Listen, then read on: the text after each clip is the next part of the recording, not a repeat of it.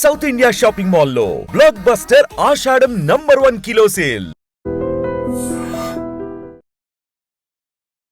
ఆనందన speed తగ్గింది ఏంటి? Speed తగ్గడం అంటే బ్రేక్ అనేది పడింది, లేదని కాదు. అమితాబ్ బచ్చన్ కూడా పడింది, చిరంజీవి గారు కూడా పడింది, ప్రభాస్ కానీ, అల్లు అర్జున్ కానీ, చరణ్ కానీ, జూనియర్ ఎన్టీఆర్ కానీ, బిగ్ స్టార్స్ వీళ్ళదంతా ఇప్పుడు 500,000 crores బడ్జెట్లో వెళ్ళిపోతున్నాయి. పవన్ కళ్యాణ్ గారు మిమ్మల్ని ఇలా ఇండస్ట్రీలోకి తీసుకురావడానికి ఆ పరిచయం కానీ, అంటే పూరి జగన్నాథ్ గారితో తర్వాత పరిచయం చేయించడం కానీ అసలు ఎలా? అసలు తమ్ముడు షూటింగ్ జరుగుతుంది బిహెచ్ఏలో. అక్కడ పవన్ కళ్యాణ్ గారికి ఫస్ట్ టైం కలవడం జరిగింది. పేపర్ చదువుకుంటూ సోలోగా కార్నర్లో కూర్చొని అలా ఉండేవారు. నేను తక్షణని మా ఫ్రెండ్ చాలా భయపడుకుంటూ వెళ్ళాం. సో ఆయన దగ్గరికి వెళ్ళి, సార్ మాట్లాడాలనుకుంటున్నామంటే ఇలా పేపర్ ఇట్లా తీశారు. తర్వాత ఒకరోజు ఒక ఆఫీస్ నుంచి కాల్ వచ్చి, మిమ్మల్ని రమ్మంటున్నారంటే మాకు అసలు జీరో. ఒక పర్సన్ ఆపోజిట్లో కూర్చొని ఉన్నాడు, మీ క్యారెక్టర్స్ ఇలా ఇలా అని ఎక్స్ప్లెయిన్ చేశాడు. సరే మన డైలాగ్స్ ఉంటుందా సార్ సినిమా అంతలో అని అడిగాం. అంటే నవ్వి ఆ పర్సన్ కింద నుంచి ఇన్ని ఫోటోలు తీశారు. ఇన్ని ఫోటోలు ఉన్నాయి, మీరు నమ్మరు.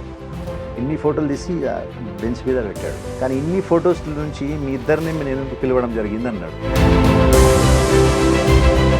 ఆది మూవీలో కూడా విశ్వ వెంకట్ గారు, ఆ తర్వాత విశ్వ వెంకట్ గారు మీరు ఆ పరిచయం అనేది, ఆ ఫ్రెండ్షిప్ అనేది సాగిందా లేకపోతే?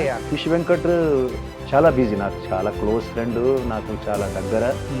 అతను కొన్ని సందర్భాల్లో రెండు జేబులలో లక్షలు చూశాను నేను అతనికి ఆ డ్రింకింగ్ హ్యాబిట్స్ అవన్నీ కొంచెం ఎక్కువ. మనం చెప్పేవాళ్ళం సైడ్లో ఉండి, అరే వద్దురా మామ, ఇంత టూ మచ్ చేయకురా మామ అని చెప్పేవాళ్ళు. హాస్పిటల్ బెడ్లో ఉండాలంటే మీ ఫ్యామిలీ తప్ప మిమ్మల్ని ఎవరు చూడరు, సందర్శించడానికి వస్తారు అంతే. అరే అయ్యో చాలా అబ్బా పాపం ఏమి ఇట్లా అయిపోయింది అంతే. కానీ మీ వైఫ్, మీ పిల్లలు మీ పక్కనే కూర్చొని ఉంటారు. అంటే ఆ ఫ్యామిలీనే మీరు సక్సెస్ రాగానే మీకు నెత్తికి కొమ్ములు వచ్చేసి మీరు వాళ్ళనే మర్చిపోతున్నారే. నేను అందరికి ఇచ్చే అడ్వైస్ కూడా ఏంటంటే, యౌవనంలో అంటారు కదా, యౌవనంలో గాడిద కూడా అందంగా ఉంటుందట. ఎప్పుడైతే బాడీ మనకు ఒక్కొక్క పార్ట్స్ మనకు జవాబిస్తుంటుందో, సో దీన్ని కాపాడుకోండి, కొంచెం దీనికి టైం ఇవ్వండి, ఇంకోటి ఫ్యామిలీని మంచిగా చూసుకోండి. Hi guys, welcome to I dream. నేను మీ Chanakya, the real talk with చాణక్యలో ఈరోజు వచ్చిన గెస్ట్ సుమారు ఇండస్ట్రీలోనే 25 yearsగా ఉన్నారు. దాంతోపాటు ఎన్నో అద్భుతమైన క్యారెక్టర్స్ చేశారు. కాకపోతే అన్ని చూడగానే అరే మన అందరికీ తెలిసిన అన్నారా భయ్ అని చెప్పేసి పెద్ద పెద్ద సినిమాల్లో కూడా, అంటే హీరోలతో పాటు విలనిజంగా కానీ ఇలా ఎన్నో విభిన్నమైన పాత్రలు చేస్తూ మరి ముందుకెళ్తూ ఉన్న మరి ఆనంద భారతి అన్న ఇప్పుడు మనతో పాటు ఉన్నారు. మరి మాట్లాడదాం. ఈ మధ్య ఎందుకో కొంచెం స్పీడ్ తగ్గింది. ఆ స్పీడ్ తగ్గడానికి గల రీజన్ ఏంటో కూడా అడిగి తెలుసుకుందాం. ఆయన ఎలా ఉన్నారు? బాగున్నా తమ్ముడు, ఐఎమ్ ఫైన్. చాలా హ్యాపీ ఉంది ఏంటంటే మీరు మా షోకి రావడం కానీ ఇలా మాట్లాడుకోవడం చాలా హ్యాపీ అనిపిస్తుంది. చాలా రోజుల తర్వాత మళ్ళీ మనం మీట్ అవ్వడం. అవును. ఆనందన నాకు ఏంటి ఇందాక మెన్షన్ చేసినట్టే స్పీడ్ తగ్గింది ఏంటి? అంటే స్పీడ్ ఏం తగ్గలేదు. స్పీడ్ తగ్గడం అంటే బ్రేక్ అనేది పడింది, లేదని కాదు. అంటే ఆ బ్రేక్ నాకే కాదు, పెద్దలు కూడా పడతాయి. అమితాబ్ బచ్చన్ కూడా పడింది, చిరంజీవి గారు కూడా పడింది. ఈ బ్రేక్ ఒకసారి ఇంపార్టెంట్ మనకు లైఫ్లో. భగవంతుడు ఈ బ్రేక్ ఇచ్చాడంటే మనకు ఏదో మంచి జరగబోతుంది అని అనుకుంటా నేను, ఆ బ్రేక్ పడడం కూడా. ఇంకో కారణం ఏంటంటే, ఇప్పుడు మనం చేసిన హీరోలు ఎవరైతే అల్లు అర్జున్ గారు ఉన్నారు, చరణ్ గారు ఉన్నారు, జూనియర్ ఎన్టీఆర్ గారు ఉన్నారు, వాళ్ళతోటి మనం మొదలైంది సినిమాలు. ఆది, అలాగే మన బన్నీ కానీ, మన అల్లు అర్జున్ గారితో, ప్రభాస్ గారితో యోగి, అవన్నీ. అయితే మన హీరోలు, అది చాలా గర్వకారణ విషయం చెప్పాలి. ఏంటంటే మన హీరోలు ఒక రీజనల్ హీరో ఈరోజు ఇంటర్నేషనల్ హీరోలు అయిపోయారు. సో వాళ్ళ మార్కెట్ పెరిగింది.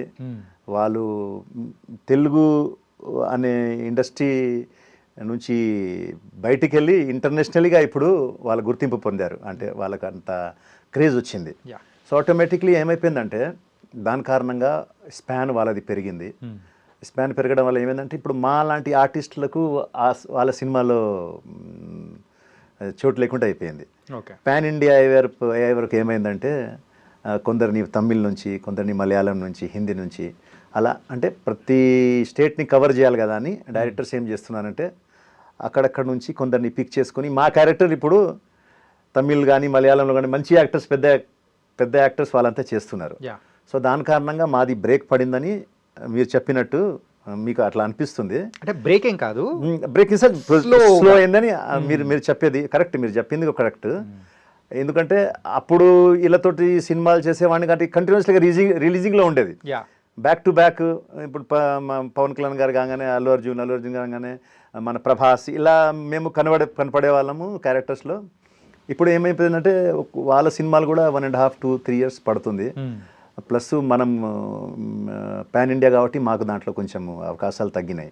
అయితే మాకు ఏమైందంటే మాకు ఇంకో ప్లాట్ఫామ్ ఓపెన్ అయిందంటే వెబ్ సిరీస్లు, వెబ్ మూవీలు, చిన్న సినిమాలు, బడ్జెట్. ఎందుకంటే ఈ హీరోలది ఇప్పుడు ప్రభాస్ కానీ, అల్లు అర్జున్ కానీ, చరణ్ కానీ, మన జూనియర్ ఎన్టీఆర్ కానీ, వీళ్ళదంతా ఇప్పుడు 500,000 crores బడ్జెట్లు వెళ్ళిపోతున్నాయి. సో ఇప్పుడు చిన్న బడ్జెట్స్ ఏదైతే ఉన్నాయో ఒక 20, 25, 15, దీంట్లో ఇప్పుడు మమ్మల్ని ఒక మంచి క్యారెక్టర్గా తీసుకుంటున్నారు. అంటే మెయిన్ లీడ్లో మమ్మల్ని కొంచెం తీసుకోవడం జరుగుతుంది. సో ఇది కూడా మంచిదే. ఈ స్లోగా దీంట్లో నుంచి మేము కూడా మళ్ళీ ఫ్యూచర్లో ఆ స్థాయికి వెళ్తాం. వాళ్ళు ఎట్లయితే ఆ స్థాయి నుంచి అక్కడికి వెళ్ళారో, నాకు కూడా నమ్మకం ఏంటంటే మేము కూడా ఇక్కడ నుంచి మళ్ళీ స్లోగా మన గమ్యాన్ని చేరుకుంటాం. డెఫినెట్గా నమ్మకం ఉంది. అంటే ఫస్ట్ ఒక విలనిజం గ్యాంగ్ లో ఉండడం కానీ, సో ఈ టైప్ ఆఫ్ క్యారెక్టర్స్ అనేది కూడా చేసుకుంటూ ముందుకు వచ్చారు. ఈ 25 years జరిగిన కథ అయితే ఒకటి. అవును. కాకపోతే ఇప్పుడు మీరు ట్రాన్స్ఫర్మేషన్ మోడ్ లో ఉన్నారు. అవును. ఏంటంటే ఒక క్యారెక్టరేషన్, ఒక పెద్దరికం చేసే ఆ టైప్ లోకి కన్వర్ట్ అవుతున్నారు కదా. ఎలా అనిపిస్తుంది ఫేస్ చూస్తూ ఉంటే? అసలు బాగుంది, నాకైతే చాలా ఆనందంగా అనిపించింది. 25 years ఎలా వెళ్ళిపోయిందో నాకు తెలియలేదు ఇండస్ట్రీలో. ఓకే. ఎందుకంటే ఇప్పుడు నేను ఏం తీసుకొని రాలేదు, నాకు నా బ్యాక్గ్రౌండ్ కూడా ఏమి లేదు. సరే మన వెనుక ఎవరైనా ఒక బిగ్ హ్యాండ్ ఉందంటే మనం ఫెయిల్యూర్ అయితే బాధపడతాం. లైక్ నా ఫాదర్ పెద్ద హీరో ఉండో, లేకుంటే ప్రొడ్యూసర్ ఉందో, లేకుంటే డైరెక్టర్ ఉండి నేను సక్సెస్ కాలేని పరిస్థితిలో నా మెంటల్ స్టెబిలిటీ వేరేగా ఉంటుంది, ఆ ఆలోచన వేరేగా ఉంటుంది.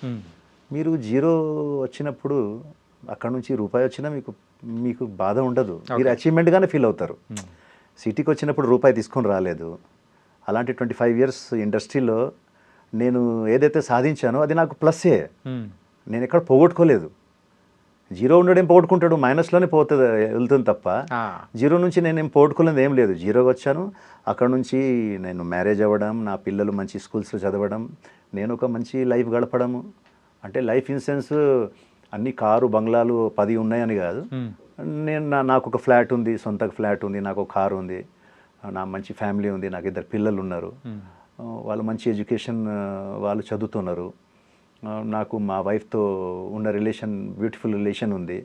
నాతో పాటు మా అమ్మ ఉంటుంది, నా తమ్ముడు నాకు చాలా ప్రాణంగా ఉంటాడు.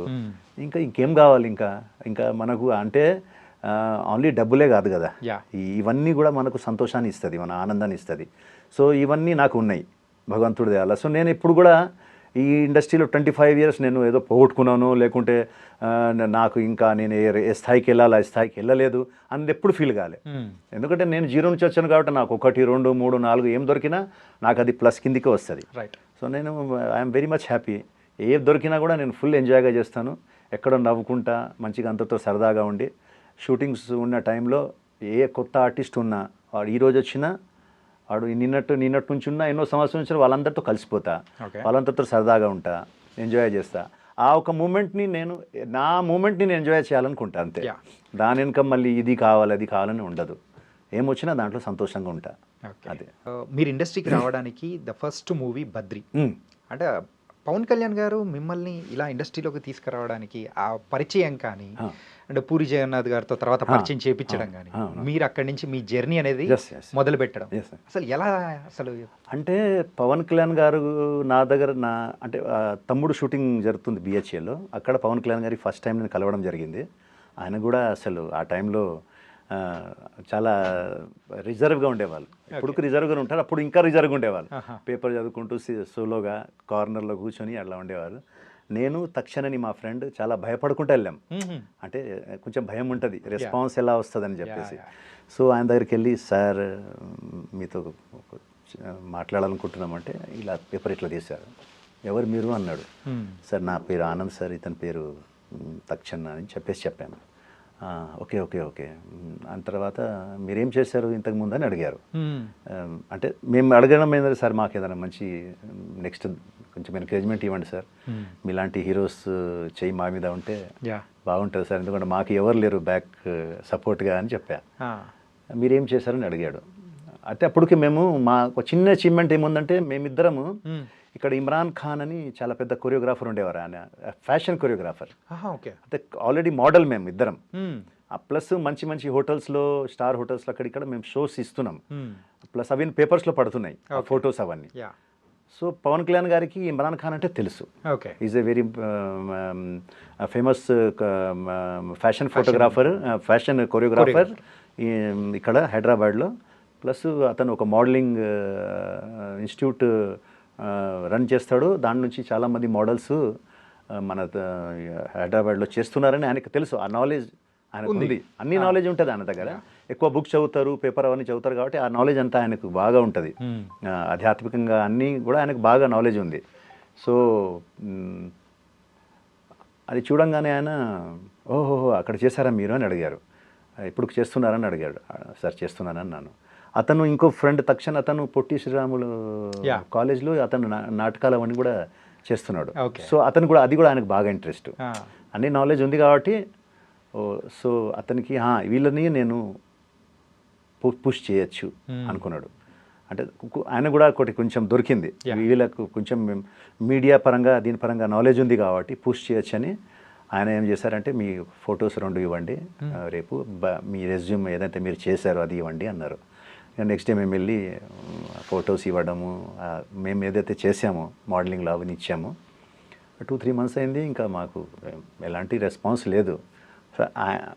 తర్వాత ఒకరోజు ఒక ఆఫీస్ నుంచి కాల్ వచ్చి మిమ్మల్ని రమ్మంటున్నారంటే మాకు అసలు జీరో, అసలు ఎవరు రమ్మంటున్నారు ఏంది. అది త్రివిక్రమ్ గారని ఇంతకుముందు ప్రొడ్యూసర్ గారు ఉండే ఆయన, త్రివిక్రమ్ గారు ప్రొడ్యూసర్ గారు ఉండే ఆయన సినిమా ఆయననే ఆయనకు ఈ బద్రి సినిమాకు ప్రొడ్యూసర్గా ఉన్నారు.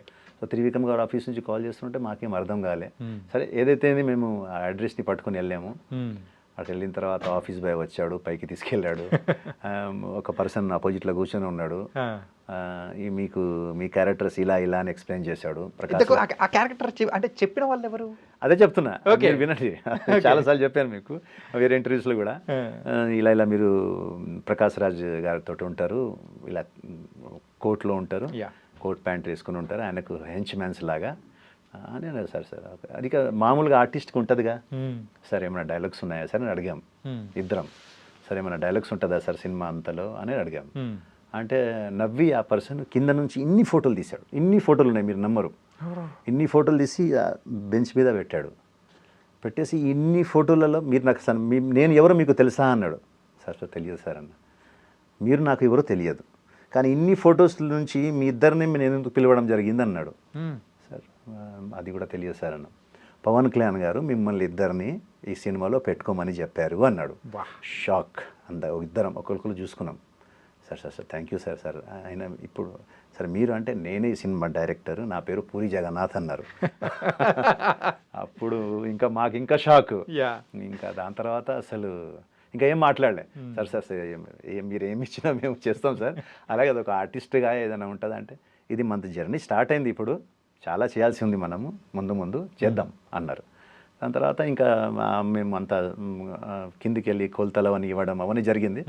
దాని తర్వాత ప్రయాణం స్టార్ట్ అయింది. నిజంగానే ఆయన చెప్పినట్టే పూరి గారు ఇక నెక్స్ట్ నుంచి మీకు ఈడియట్లో తీసుకున్నారు, తీసుకున్నారు. దాని తర్వాత కంటిన్యూస్గా ఆయన చేశారు నాతో సినిమాలు, ప్రతి సినిమాలో తీసుకున్నారు ఆయన. స్పెషల్గా పిలిచి ఏదో ఒక క్యారెక్టర్ మనకి ఇచ్చేవాళ్ళు. సో ఆ విధంగా పవన్ కళ్యాణ్ గారు లేకుంటే ఇది జరగకపోయేది కాదు.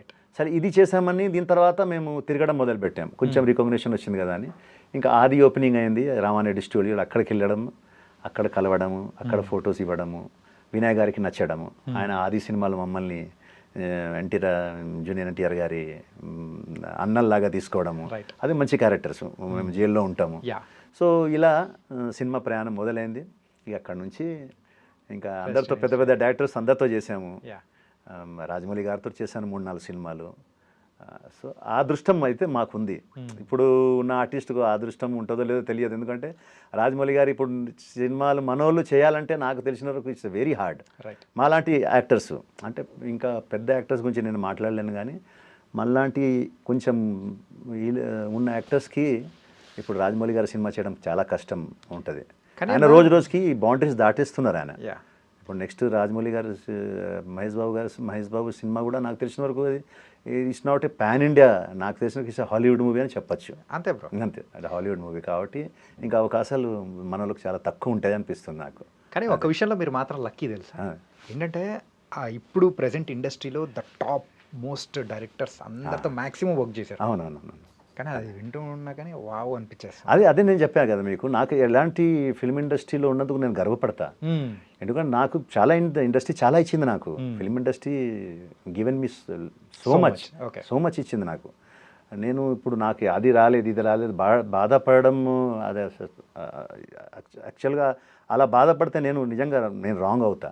ఓకే, నేను వెరీ మచ్ హ్యాపీ ఇంతవరకు వచ్చాను. దేవుడి దేవాల ఇంకా ముందు కూడా వెళ్తాము నో డౌట్గా.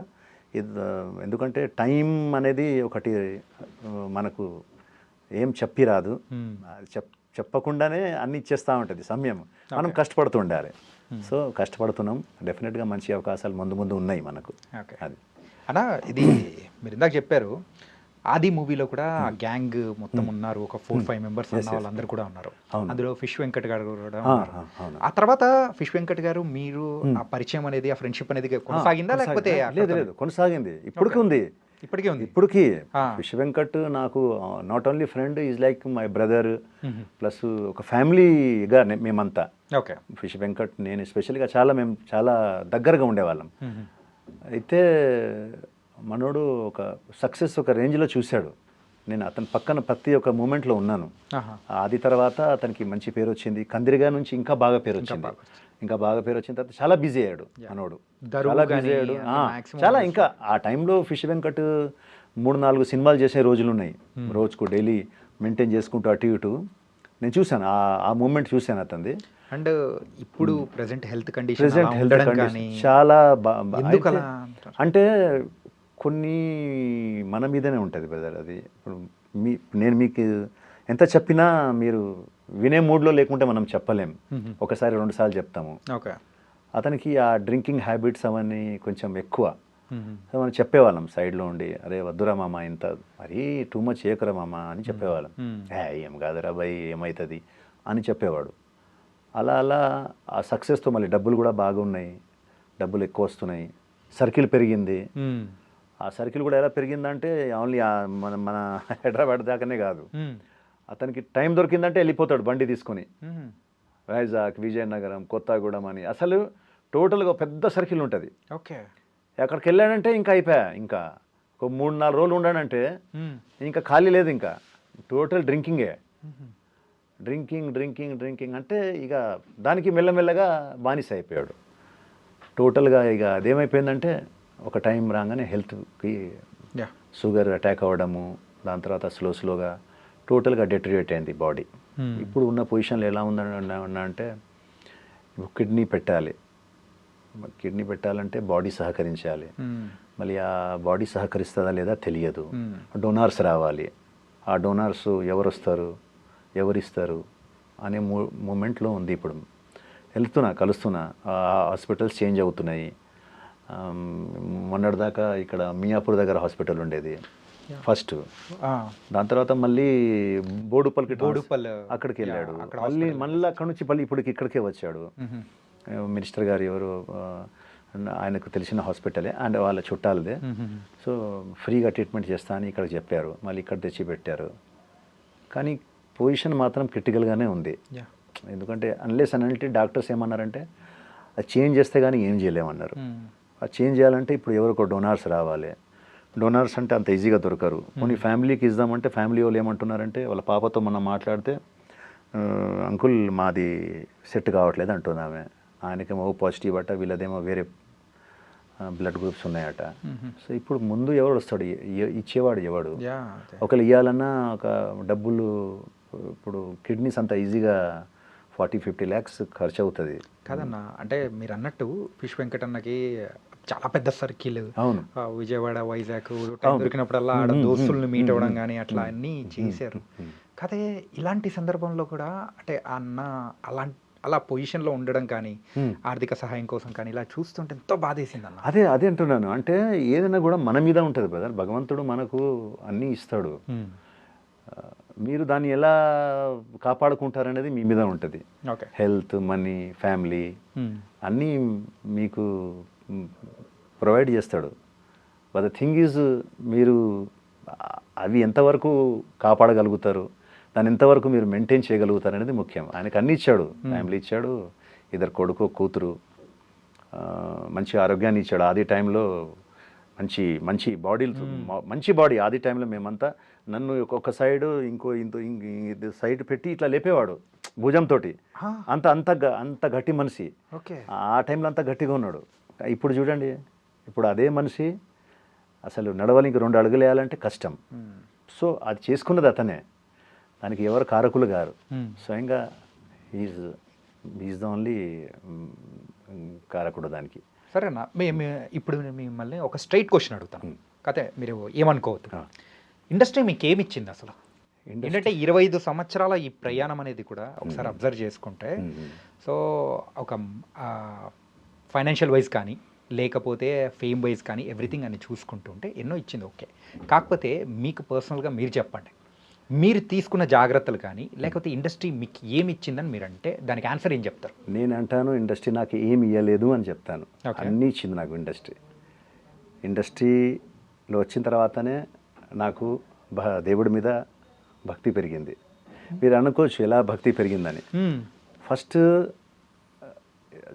భయం, చాలా భయంగా ఉండేది.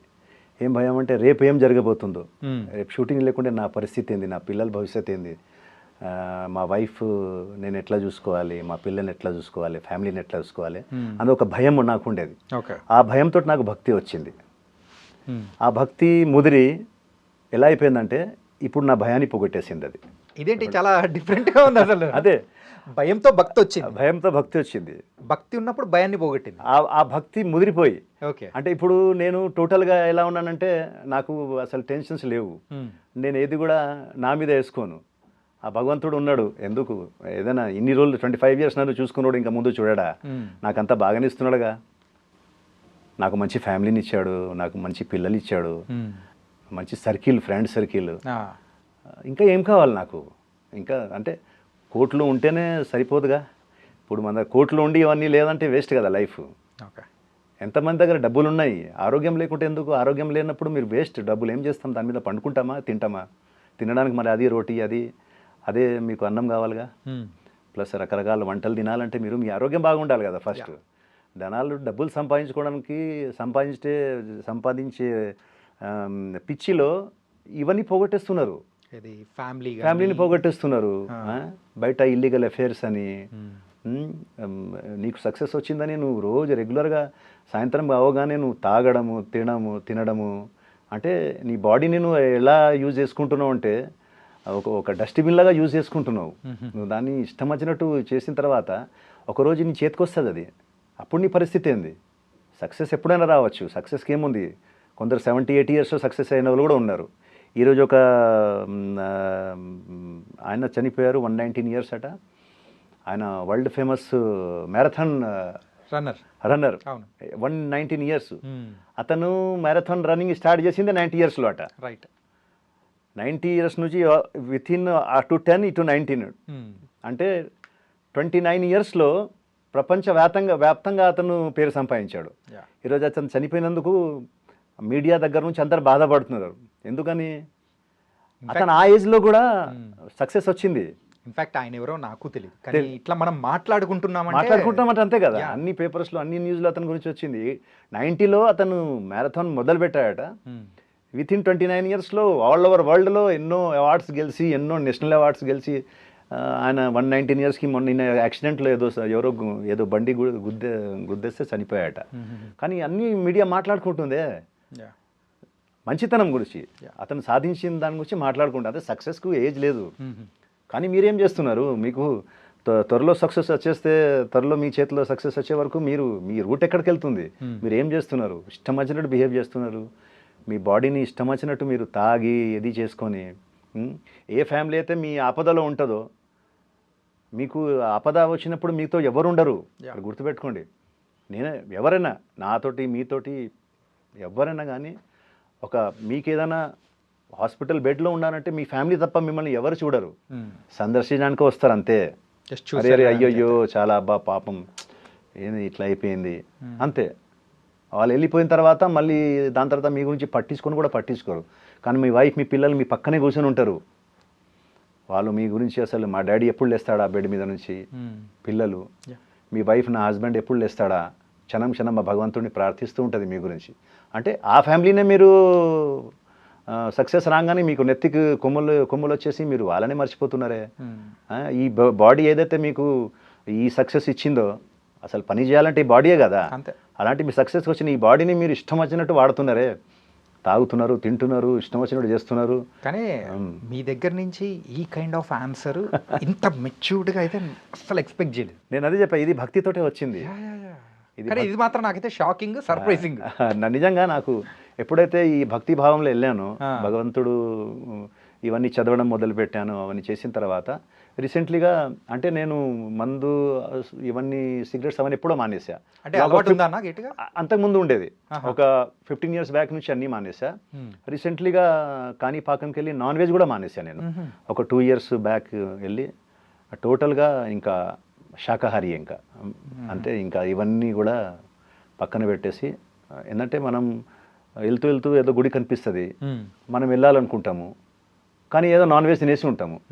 అయ్యో పోలేకపోయామే లోపల, ఈరోజు నాన్ వెజ్ తిన్నామే, అదే తినకుంటే మనకు బాగుంటుంది కదా, మనం ఎప్పుడైనా వెళ్ళొచ్చు కదా అని చెప్పేసి ఇవన్నీ థాట్ వచ్చి వద్దు ఇవన్నీ. అయినా కూడా ఒక 40 తర్వాత నేనే కాదు, అంటే నేను ఒక అడ్వైస్ ఇవ్వడమే అందరికీ, యూత్కి కానీ సినిమా ఇండస్ట్రీలో ఉన్న వాళ్ళు కానీ ఎవరైనా ప్రతి ఒక్కరికి అడ్వైస్ ఇవ్వడం ఏంటంటే 40 years తర్వాత మీరు నాన్ వెజ్ మానేస్తేనే బెస్ట్. ఎందుకంటే ఈ బాడీ కూడా ఒక న్యూ వెహికల్ లాగానే.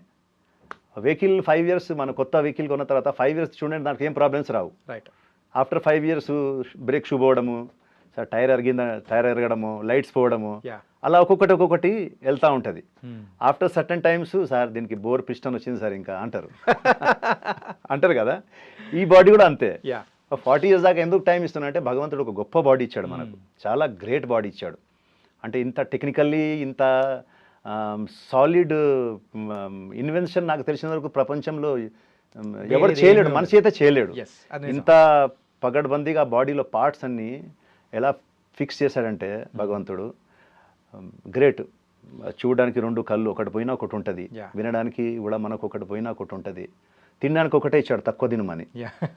అలా 2 కిడ్నీ ఇచ్చాడు, ఒకటి పోయినా ఒక మనిషి ఒక కిడ్నీ మీద కొన్ని సంవత్సరాలు బతకగలుగుతాడు.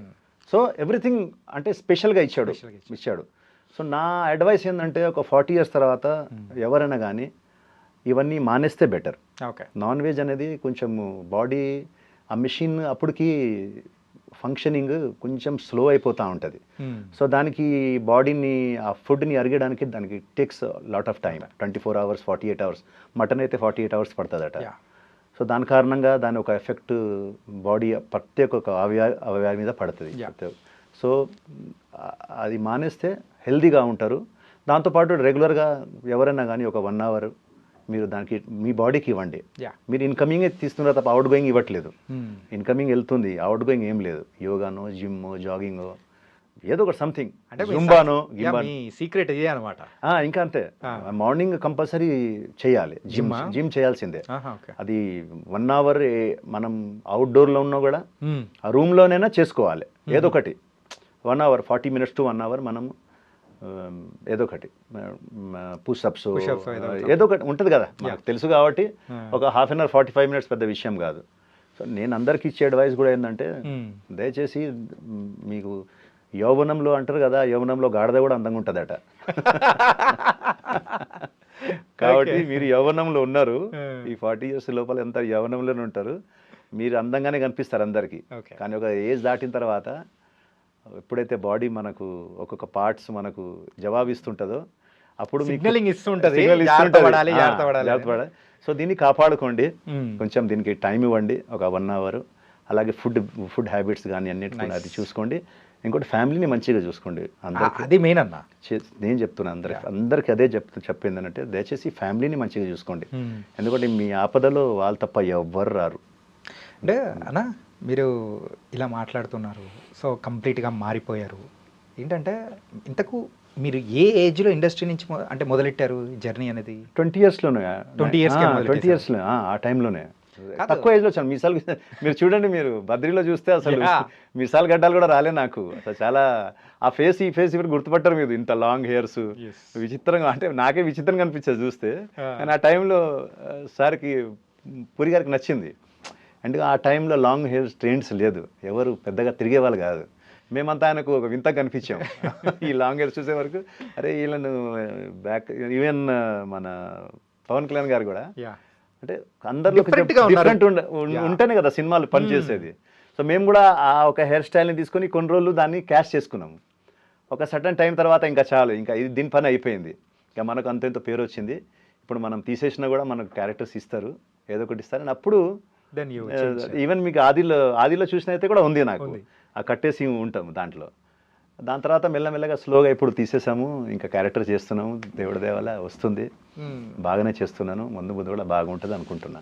అది అసిన్ గారిని ఎందుకు ఏడిపించారు మీరు దీంట్లో అమ్మా నాన్న భలే సీన్ అండి, భలే ఉంటది అసలు. మంచి సీన్ అండి అది. Yeah. అసలు పూరి గారు సార్, పూరి గారు నిజంగా ఆయన రైటింగ్ కానీ, ఆయన డైలాగ్స్ కానీ, డైరెక్షన్ కానీ అద్భుతం. అసలు మీరు పూరి గారితో వర్క్ చేస్తుంటే అసలు వర్క్ చేసినట్టే ఉండదు.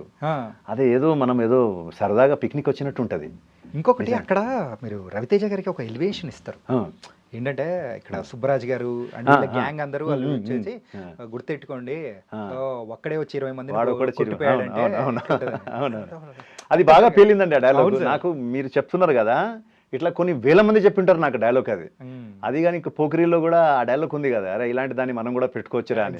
ఇవన్నీ అంటే చిన్న చిన్న డైలాగ్సే బాగా జనాలకు ఎక్కుతుంది మైండ్లో, అందరు చెప్తుంటారు. అప్పుడు అనుకున్నా పూరి గారి గురించి, అరే అసలు ఏంది అసలు ఆయన రైటింగ్ స్కిల్ ఏంది, చిన్న డైలాగ్ని కూడా ఆయన నిజంగా మ్యాజిక్ అండి. అది ఇది ఉండదు అనే దాంట్లో, అంటే ఓ లావిష్నెస్ ఉండదు, కానీ ఆ డైలాగ్ తోటే మొత్తం సీన్ని కన్విన్స్ చేసేస్తారు ఆడియన్స్కు. బ్యూటిఫుల్ డైరెక్టర్ అండి. అన్న మోస్ట్లీ ఈ కైండ్ ఆఫ్ క్యారెక్టర్స్ చేసేటప్పుడు కొన్ని రిస్కీ స్టంట్స్ కానీ ఏదైనా ఇట్లాంటి ఏమైనా చేశారా? చేశాను. సింహాలో చేశాను నేను. చూడండి, సింహాలో నన్ను బాలకృష్ణ గారు ఇస్త్రీ కొడితే పోయి లారీకి తగిలి కింద పడతాను. అది దానికి అందరూ చప్పట్లు కొట్టారు. మన బోయపాటి గారు అయితే అస్సలు అద్దుకున్నారు. అసలు బాలకృష్ణ గారు కూడా సూపర్ అన్నారు. అంటే నాకు రామ్ లక్ష్మణ్ గారి మీద నమ్మకం ఉండే, ఆయన నాకు ఏం కానివారు అని చెప్పేసి. అందుకు వెరీ సేఫ్టీగా వాళ్ళు చేపిస్తారు. వాళ్ళు చెప్పారు ఏం కాదా అన్నది, నీకు మా కుండీలు అవన్నీ ఉంటుంది కదా సైడ్లో, అవన్నీ థర్మాకోల్తో తయారు చేసిందే. సో అవి తగిలినా కూడా మనకు పెద్దగా ఇది కాదు. ప్లస్ ఇంకోటి ఏంటంటే మనం గుద్దుకొని మళ్ళీ ఫ్రంట్కే పడతాం, కిందికి వెళ్ళాము. అదొకటి కాన్ఫిడెన్స్ ఉండేది. ప్లస్ లారీ స్పీడ్ అంత లేదు. అంటే సినిమా కాబట్టి వాళ్ళు కొంచెం చేసుకుంటారు, ప్రికాషన్స్ ఉంటుంది కాబట్టి ఆ ప్రికాషన్స్ నాకు నమ్మకం ఉంది. ఇంకా బోయపాటి గారి మీద నాకు చాలా నమ్మకం. బోయపాటి గారు అంటే one of my favourite director అండి. అసలు beautiful human being, super human being అంటే అతను నిజంగా. ఇంత సక్సెస్లో ఉన్నా కూడా ఆయన కింది స్థాయి నుంచి పై స్థాయి దాకా అందరికీ సేమ్ వాల్యూ ఇస్తారు. అస్సలు ఇంత కూడా ఆయనలో అహంకారం కానీ, నేను ఇంత పెద్ద డైరెక్టర్ అని ఉండనే ఉండదు. ఇప్పుడు కలిసినా అలాగే కలుస్తారు, ఎప్పుడు అలాగే ఉంటారు ఆయన. బ్యూటిఫుల్ పర్సన్ అండి. ప్రభాస్ గారి గురించి సూపర్. అంటే ప్రభాస్ గారు ఒక యోగి ఒకటి కదా, అసలు సూపర్ సార్. ప్రభాస్ గారిది బిగ్ హార్ట్, చాలా పెద్ద హృదయం అంటారు చూసారా, చాలా పెద్ద హృదయం అయింది. అసలు హెల్పింగ్ దగ్గర నుంచి, ఈవెన్ మాట్లాడే దగ్గర నుంచి, అంటే రాజు అంటారు కదా, ఒక రాజులాగా ఉంటాడు ఆయన. ఆకారం దగ్గర నుంచి, బిహేవియర్ దగ్గర నుంచి అన్నీ, అంటే డార్లింగ్ ఇక అంటే డార్లింగ్, అందరికి ఇష్టమైన హీరో ఆయన. అంటే అన్న ఇప్పుడు మనం స్టార్టింగ్లో మాట్లాడుకున్నట్టు ఈ ట్రాన్స్ఫర్మేషన్ మోడ్ అనేది కూడా మీ లైఫ్లో ఒకటి జరుగుతుంది. ఏంటంటే ఒక విలనిజం టైప్ ఆఫ్ క్యారెక్టర్స్ దాని నుంచి ఒక క్యారెక్టర్ ఆర్టిస్ట్గా టర్న్ అయ్యే సిచ్యువేషన్ అనేది కూడా ప్రెసెంట్ నడుస్తుంది కదా. సో ఈ ఫేస్లో ఏ కైండ్ ఆఫ్ క్యారెక్టర్స్ చేయాలని కానీ, అరే నాలో కూడా మీరు చూడని యాంగిల్ మరొకటి ఉంది, చూడొచ్చు, డైరెక్టర్స్ ట్రై చేయొచ్చు అని చెప్పేసి మీరంటే దానికి ఆన్సర్ ఏమిస్తారు? అంటే ఒకప్పుడు ఉండేది ఇవన్నీ. ఫ్రాంక్లీ నేను చెప్పాలంటే ఒక ఒక విలన్గా చేయాలి, ఇది చేయాలి, అది చేయాలి, ఒక డిఫరెంట్గా చేయాలి అంటే మనం ఎప్పుడైతే ఇండస్ట్రీలో ఇన్ని సంవత్సరం ట్రావెల్ అయ్యామో అన్నీ చూసుకున్నాము అంటే ఇక మన చేతిలో ఏం లేదు బ్రదర్. ఓకే, జీరో చెప్తున్నా కదా. నా చేతిలోనే కాదు, నేనైతే ఈవెన్ డైరెక్టర్ చేతులు కూడా లేదంట. అంతా అక్కడి నుంచి సిగ్నల్ రావాలి. షేక్స్పియర్ చెప్పినట్టు ఈ ప్రపంచం అనేది ఒక స్టేజ్. ఆ భగవంతుడు మనతోటి ఆడుకుంటున్నాడు. మన అంటే వి ఆల్ ఆర్ ప్లేయర్స్. ఆయన డైరెక్టర్, నేను నా దృష్టిలో నంబర్ 1 డైరెక్టర్ అతనే. ఓకే, సో అక్కడి నుంచి నాకు ఏమొచ్చినా చేసేస్తున్నాను. ఎందుకు చేసేస్తున్నా అంటే వర్క్ ఈజ్ వర్షిప్గా భావిస్తా. అది ఇంత చిన్న వర్కా, పెద్ద వర్కా, చిన్న సినిమానా, ఇంత బడ్జెట్ అయినా ఏమీ లేదు, మనం అన్నీ చేయాలని ఫిక్స్ అయ్యా. చాలామంది అంటుంటారు, ఏందన్నా నువ్వు అంత చిన్నగా చేసినావు అంటుంటారు. ఎంత చిన్న సినిమా చేసినావు ఏందన్నా, అది అంత బడ్జెట్ కరెక్ట్గా లేదు, ఆ డైరెక్టర్ కరెక్ట్గా లేడు. డైరెక్టర్ కరెక్ట్గా లేకపోయినా నా పని నేను చేసుకుంటా. నేను ప్రొఫెషనల్గా నాకు ఏదో డైలాగ్స్ ఇస్తున్నారో, నా సీన్స్ ఏది ఇస్తున్నారో నేను చేస్తా. అతను రిలీజ్ చేస్తాడా, రిలీజ్ చేయడా, అది నా పని అయితే కాదు. నా పని యాక్టింగ్ చేయడం. కెమెరా ముందు చిన్న సినిమా అయినా నేను అదే నటించాలి, ఎంత పెద్ద సినిమా అయినా అదే నటన నాతో ఉంటుంటుంది. నేను నా 100% ఇస్తా. వాళ్ళు రిలీజ్ చేసుకొని చేయకపోని నా వర్క్ మాత్రం చేస్తా. ప్లస్ నాకు అదే నమ్మకం, ఒకే డైరెక్టర్ మీద నమ్మకం నాకు. ఏం జరిగినా అక్కడ నుంచి సిగ్నల్ వస్తే అంతా మారిపోదండి, సెకండ్స్లో మారిపోద్ది. అవును, నిజం. అది దానికోసం మళ్ళీ అవి ఇవి ధామ్ ధూమ్ ఏం లేదు, ఏం చేయాల్సిన అవసరం లేదు. ఆయన అనుకుంటే ఒక సెకండ్స్లో లైఫ్ టర్న్ అయిపోతుంది అంతే. అన్నా మీ పేరు ఆనంద భారతి ఏంటి, చాలా డిఫరెంట్గా ఉంది. అసలు దీని వెనకాల స్టోరీ ఏదైనా ఉందా? ఏం స్టోరీ లేదా? చాలా మంది అన్నాను మీ వైఫ్ పేరు పెట్టుకున్నావా భారతి అంటారు. అసలు మా వైఫే నా పేరు పెట్టుకుంది. ఆమె యాక్చువల్గా గరిమా ఆమె పేరు. ఆమె గరిమా తర్వాత ఆనంద్ అని పెట్టుకుంది, గరిమా ఆనంద్. గరిమా మా పిల్లలు కూడా నా పేరు వాళ్ళ పేరు వెనుక పెట్టుకున్నారు. ఖ్యాతి ఆనంద్ అని పెట్టుకుంది కూతురు, రుద్రాంశ్ ఆనంద్ అని నా కొడుకు పేరు అలాగే ఉంటది. నా పేరు పెట్టింది మా డాడీ పెట్టారు నాకు. మా డాడీకి ఆనంద్ భారతి. ఆయనకి ఏమనిపించింది మరి, ఆయన ఎక్కడ విన్నారు ఆ టైంలో, పుట్టంగానే ఆనంద్ భారతి అని నాకు చాలా ఆనందంగా ఉంది అన్నాడు. సో ఆనంద్ అని ఇక భారతి అనేది ఆయనకి మరి ఎవరు చెప్పారు, అది పెట్టేశారు. ఇక అక్కడ నుంచి ఇక మన అమ్మ నాన్న పెట్టిన పేరు కన్నా ఇంక గొప్పగా ఏముంటుంది, వాళ్ళు పెట్టిందే ఇది అంతే. అన్నా మీరు తెలుగురేనా? తెలుగు అయితే కాదు, తెలుగు కాదు. నిజంగా చెప్పండి జార్ఖండ్ బేస్డ్. కానీ ఇప్పుడు తెలుగు అయిపోయినట్టే. ఇంకా రూట్స్ అక్కడి నుంచి ఉన్నాయి. అదే ఇప్పుడు నేను టోటల్ ఐఎమ్ తెలుగు. ఇప్పుడు నేను మళ్ళీ అటు లేదు అంటారు కదా. ఇంకోటి ఏమంటారు అంటే, సామెత ఉంది చూసారా, కన్న తల్లి కన్నా పెంచిన తల్లి గొప్పదట. అంతే కదా. ఇప్పుడు అది కన్న తల్లి, నేను జార్ఖండ్లో పుట్టాను కానీ నేను పెరిగింది ఇప్పుడు ఉండేది ఇక్కడ. తెలుగువారే, ఉప్పు పప్పు అన్నీ తినేది నేను ఇక్కడదే కాబట్టి నాకు ఇదే పెంచిన తల్లి గొప్పదంటారు. నాకు ఈ ల్యాండే, ఎస్పెషల్లీ తెలంగాణలో మా డాడీ ట్రాన్స్ఫర్ అయ్యారు అప్పుడు. BCCL Bharat coking coal limited అని ధన్బాద్లో ఉంటుంది, చాలా పెద్దది కోల్ మైన్స్ అది. అక్కడ నుంచి ట్రాన్స్ఫర్ చేస్తే ఇక్కడ సింగరేణి కాలరీస్ కంపెనీ ఆదిలాబాద్ ఇవన్నీ ఉంది కదా, కోల్ బెల్ట్ ఉంది కదా, రామగుండం ఇటు బెల్లంపల్లి. సో ఆ బెల్లంపల్లికి రావడం జరిగింది డాడీ ట్రాన్స్ఫర్ అయ్యి. ఇంకా ఇక్కడే ఉండిపోయాం. ఇంకా దాని తర్వాత ఈ 10th అయిపోయిన తర్వాత సిటీకి రావడము, డిగ్రీ ఇంటర్మీడియట్ తర్వాత డిగ్రీ చేయడం. దాని తర్వాత మా గురుగారు మన సూర్య భగవాన్ దాస్ గారు కలవడము. ఆయన నిజంగా ఆయనే అసలు ఇండస్ట్రీ తీసుకెళ్ళింది ఆయననే, చూపెట్టింది ఆయననే. ఇండస్ట్రీ సినిమా ఇండస్ట్రీ ఎలా ఉంటుందని చూపెట్టింది ఆయన.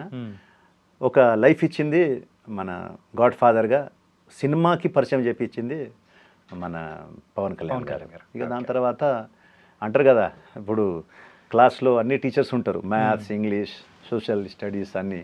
సో అలా ఒక్కొక్క డైరెక్టర్, ఒక్కొక్క టీచర్ మనకు. ఆ టీచర్స్ వాళ్ళు మనకు పాఠాలు నేర్పించాడు, జీవిత పాఠాలు కాకుండా సినిమా పాఠాలు వాళ్ళు నేర్పించారు. వాళ్ళు మనకు ఇప్పుడు నేర్చుకుంటూనే ఉన్నాం. ఈరోజు వచ్చిన డైరెక్టర్ కూడా నాకు నిజంగా ఈరోజు కొత్తగా వచ్చి డైరెక్షన్ చేస్తున్నాను కూడా నేను అతను చెప్పినట్టే వింటా. ఎందుకంటే నేను డైరెక్టర్ యాక్టర్స్ని, నేను వాళ్ళకి అడ్వైస్ ఇవ్వను. ఎందుకంటే ఏ డైరెక్టర్ అయినా ఒక థింకింగ్, ఒక థాట్ తోటే వస్తాడు ఇది తీయాలని. నేను వాళ్ళకి డిస్టర్బ్ చేయను. అతను ఈరోజే రాని ఇండస్ట్రీకి, అతను ఏదో పెట్టుకునే వస్తాడు. ఆనంద్ నాకు ఈ క్యారెక్టర్ ఇవ్వాలి, ఇలా డైలాగ్ చెప్తే బాగుంటుందని చెప్తాడు. ఓకే తమ్ముడు నువ్వు ఎలా అంటే ఎలా అని చెప్తాను. సో నేను నా పని వరకే నేను చేసుకుంటా. డైరెక్టర్ పని వాళ్ళకి చేస్తేనే కరెక్ట్. ఎవరి పని వాళ్ళకి చేయనిస్తే సూపర్. ఇంకా అసలు ఆ ప్రాబ్లమే రాదు. నా ఆఖరిగా మిమ్మల్ని క్వశ్చన్ అడుగుతాను ఏంటంటే, ఈ డబ్బు పరంగా అయినా కానీ సో ఫైనాన్షియల్ ఇష్యూస్ విషయానికి వచ్చేటప్పటికి ఎక్కడో చోట కొంచెం ఫిక్కిలైన సందర్భాలు అనేది కూడా ఆర్టిస్టుల విషయంలో చూస్తూ ఉంటాం. అంటే మీ సందర్భంలో ఏదైనా ఇట్లాంటిది ఏదైనా జరిగిందా మీ విషయంలో? డైలీ జరుగుతుంది బ్రదర్ అది. ఎందుకంటే ఆర్టిస్ట్కు ఒక గవర్నమెంట్ ఆఫీషియల్ లాగానో లేకుంటే ఏదైనా బిజినెస్ మ్యాన్ లాగా డబ్బులు ఉండవు. షూటింగ్ ఉన్నప్పుడు డబ్బులు వస్తాయి. అది వచ్చినప్పుడు ఎలా ఉంటుందంటే, నేను చెప్పాను కదా మీకు, మేనేజ్మెంట్ అనేది వెరీ ఇంపార్టెంట్ ఉంటుంది. ఇప్పుడు నేను అదే మీకు ఒక విషయం అదే చెప్పాలనుకున్నా. ఫిష్ వెంకట్ చాలా బిజీ, నాకు చాలా క్లోజ్ ఫ్రెండ్, నాకు చాలా దగ్గర. అతను కొన్ని సందర్భాల్లో రెండు జేబులలో లక్షలు చూశాను నేను అతనికి. 5-5 షూటింగ్లు రోజుకు 4-5 షూటింగ్ చేసేవాడు. ఓకే, ఫుల్ నాకే డబ్బులు ఇచ్చారే మామ, నేను రాలేను షూటింగ్ నుంచి, నేను ఫలానా అంటే నా దగ్గరే మా సుచిత్రాలోనే ఒకటి డూప్లెక్స్ తీసుకున్నాడు. ఆ ఓనర్కి క్యాష్ అప్పుడు క్యాష్ కొంచెం ఇస్తా అని చెప్పినట్టున్నాడు. వాళ్ళిద్దరే మాట్లాడుకున్నారు. సో నాకు ఎప్పుడైనా షూటింగ్లో కలిసేటప్పుడు, అరే మామ ఈ 2 లక్షలు ప్లీజ్ పోయి ఇవ్వరా, ఏమనుకోకరా మామ అని అనేవాడు. నువ్వు అటు వెళ్తున్నావు, మీ ఇల్లు అదే కదా, నా మీద నమ్మకం. మళ్ళీ ఇక్కడ ఆనంద్ రూపాయి తీసుకోవడం వాళ్ళకి తెలుసు. సో నాకు ఇచ్చేసేవాడు, నేను తెచ్చి ఇక్కడ ఇచ్చేవాడిని. సో అంత డబ్బులు ఒకప్పుడు ఉన్న ఫిష్ వెంకట్కి మిస్మేనేజ్మెంట్ ఆఫ్ మనీ అంటారు చూసారా, అది జరగడంతో ఈరోజు ఏమీ లేదు. ఆ టైంలో అతను ఆ మనీని కొంచెం సేవ్ చేసేవో, లేకుంటే ల్యాండ్ తీసుకునో, లేకుంటే ఏదో సంథింగ్ మేనేజ్ చేసేది ఉంటే ఈరోజు అతనికి ఈ పరిస్థితి రాకపోయేది. కానీ అది ఆ మాయకత్వమా అతనిలో, లేకుంటే అసలు అతనికి దాని గురించి పట్టించుకోలేదా, డబ్బులు అంటే ఈరోజు నా దగ్గర ఉందంటే ఎప్పుడు నా దగ్గర ఉంటుందా అనుకున్నాడా, అది తెలియదు నాకు. లేకుంటే మేనేజ్మెంట్ తెలియదా, హౌ టు మేనేజ్ మనీ అనేది తెలియదా. అలానే తర్వాత ఇప్పుడు చూస్తే ఏమీ లేదు. అరే ఏమరా మామ ఎక్కడ పోయిన డబ్బులు అంటే, ఏమోరా మామ అంటాడు. అరే నేను అంత సంపాదించినావు కదరా, ఏం చేసినావురా మామ అంటే, ఏమోరా వాడు తీసుకొని ఏదో అంటాడు. ఆన్సర్ ఉండదు అతని దగ్గర. ఓకే. సో నేనేం చెప్పేదంటే, మాకు కూడా అదే ఆ ప్రాబ్లము అతనికి ఇప్పుడు అవుతుంది, బెడ్ మీద పడ్డ తర్వాత. ఇప్పుడు డబ్బులు అన్నీ పోయినాయి మనోడి దగ్గర. సో అందరి దగ్గర హెల్ప్ అడగాల్సిన పరిస్థితి వచ్చింది. మాకేందంటే ఒక్కొక్కసారి 3-4 మంత్స్ కూడా షూటింగ్ ఉండదు. అయితే ఉన్నప్పుడు మనం ఏదైతే మన దగ్గర ఉంటుందో డబ్బులు, దాన్ని మేనేజ్ చేసుకుంటే మనకు ఆ ప్రాబ్లం రాదు. నైస్ అన్న. ఏంటంటే మీ లైఫ్లో వస్తున్న ఈ ట్రాన్స్ఫర్మేషన్ ఏదైతే ఉందో, కొత్త క్యారెక్టర్స్ కానీ క్యారెక్టర్ ఆర్టిస్ట్గా ఇవన్నీ మీరు చేయబోతున్నారు. సో దానికి కూడా ఆల్ ద బెస్ట్. ఇంకా మమ్మల్ని బాగా ఎంటర్టైన్ చేయండి. ఆనంద్ భారత్ అన్న పేరు కూడా ఇంకా బాగా వినిపించాలని కూడా కోరుకున్నాం. Thank you so much. Thank you so much.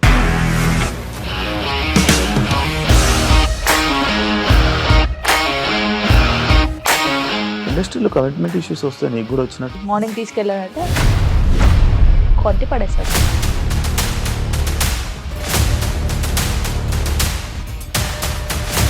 ఒక్కళ్ళు కూడా చూడలేదు ఈ సినిమా అని చెప్పడానికి కూడా చాలా ధైర్యం కావాలి. అది నిజం కదా, దాంట్లో ధైర్యం ఏంటి? నెక్స్ట్ డే ప్లేట్ మార్చేస్తే తప్పు కదా. As of now we're comfortable this అని నేను అనుకుంటున్నాను. రష్మిక గారిది మీది ఒకే ఊరు అంటే కదా, నీకు కోపం వచ్చిందంటే బాగా తిట్టేత్తరా?